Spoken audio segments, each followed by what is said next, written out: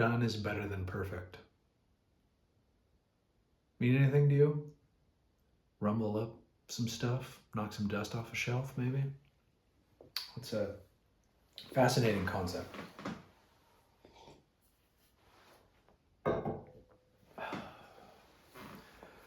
Relates to creativity all the way across the board. Every medium, every discipline struggles with this, tackles this topic. Done versus perfect. Perfect can cripple your work. It's trying to overanalyze. It can cripple it, it can muddy it, it can do so much to it. And in my opinion, it's an illusion, that it's a mirage. So many people just go after, myself included, 100%. Can't deny that I still, to this day, constantly grapple with it's done. I found that the key for me is to be receptive and open, and there'll be a feeling, like just a little nudge, an instinct that comes through, and that's when I go, drop everything, walk away, leave it. And by doing that over and over in multiple pieces over decades, I've seen the response that others will have to the work that I still see little imperfections in, and they don't see them. They even call out some of those imperfections as some of the things they love the most. And that's really eye-opening to see somebody else give you that type of feedback, and it makes you reevaluate your approach. So I'm going to show a couple examples of done is better than perfect today. And as I've only in the past couple of years, I've gotten back into oil painting. And as I've done that, I have juggled this stuff, the classic academia that taught me a certain way to paint in college.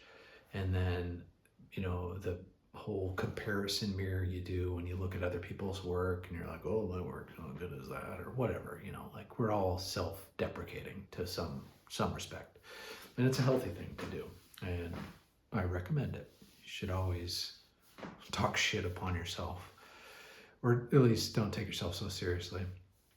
And back to the knowing when it's done, and you know, the bold word for the whole thing to take away would be, it's just the inner voice tells you. It's the feeling. It's that little, you know, prickle back of your neck, and then you go, oh, okay, walk away, leave it.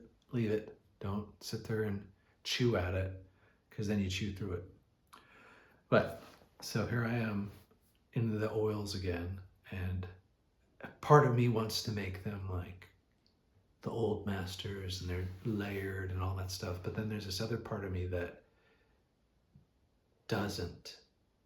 It just won't let that happen. There's the flash in the pan. There's the fast hand of me that wants to just let the impression, let the gesture breathe. Because I know, again, from the experience I mentioned earlier, that it resonates. So here's two examples. Or I guess it would be one example. Here's one example.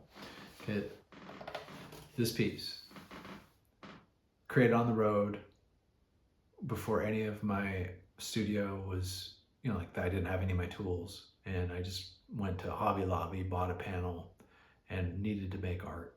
Made this reference panel out of found old magazines that we'd collected on our road trip. And I intentionally wanted to separate myself from my old digital kind of workflow, where I would have a rendering, I would go through this meticulous process, I would sometimes project the rendering onto the canvas, paint it, blah, blah, blah. I wanted to go old school, full analog, and this is my reference image, and I got to do it all by eye. So, and it's opened up this huge vein, future vein of work, and I'm only just getting into it.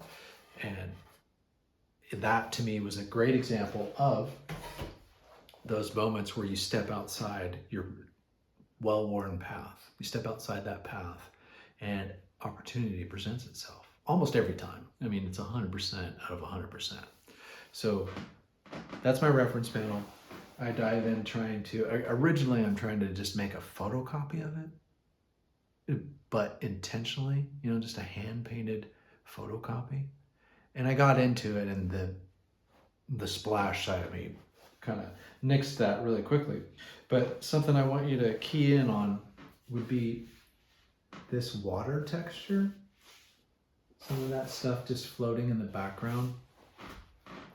That's a one pass, one hit with a really watered down, not watered, but a lot of medium in it, or solvent, mineral spirits, blah, blah, blah. You get the word I'm trying to spit out there. And it allowed the paint to just breathe more like a flowy watercolor would. And I just looked at it and I went, it's done, and moved on, and didn't go back to what I was originally planning on making this perfect representation of, this water, and then even putting in the grain you can see from the print and all this stuff. And I did add some of that stuff. And this is just an example of there's merit to both, right? The only right answer is what's right to you. And you got to listen to your heart. As I've said in other videos, listen to that guide that's there, that inner guide. It's always the observer, right? Who's giving us a nudge here and there. And you got to clear away all the noise to hear it, but that's the key. And by sticking to the axiom of done is better than perfect, like I said, you end up with those opportunities that you never see coming. And I can't recommend it enough. You can apply this to anything. You're writing a song and you're trying to get everything lined up perfectly, every track, all these, separate harmonies, tossing those in there.